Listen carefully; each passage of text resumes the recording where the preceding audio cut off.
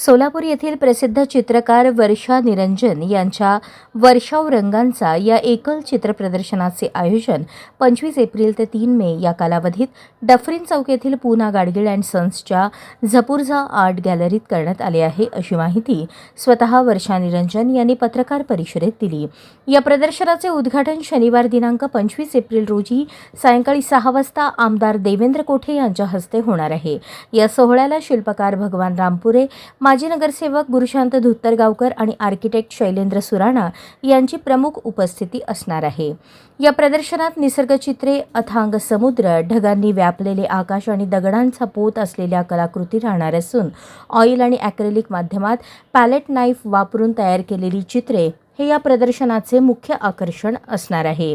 चित्रकला प्रेमींसाठी 2 मे रोजी सायंकाळी 5 वाजता वर्षा निरंजन या चित्र साकारण्याचे प्रात्यक्षिक दाखवणार आहेत। सकाळी 10:30 ते रात्री 8:30 ही प्रदर्शनाची वेळ आहे। रसिकांनी या प्रदर्शनास भेट देऊन निसर्ग सौंदर्याचा आस्वाद घ्यावा असे आवाहन वर्षा निरंजन यांनी केले आहे।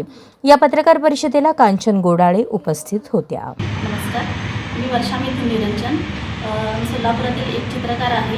मी चित्रावर जास्त करून काम करते। तर माझे एकल प्रदर्शन आहे झपुर्झा आर्ट गॅलरीमध्ये PNG मध्ये। तर त्याचे प्रमुख पाहुणे आहेत देवेंद्र कोठे सर, उद्घाटक आहेत देवेंद्र कोठे सर।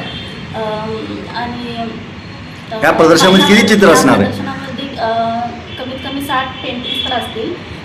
छोटे साईज, मोठे साईज, प्रत्येक साईजमध्ये तुम्हाला पेंटिंग्स बघायला मिळतील। निसर्ग चित्रावर जास्त करून आहेत आणि पॅलेट नाईफ हे माझे टेक्निक आहे। तर आपण सर्वांनी आवर्जून यावे। 25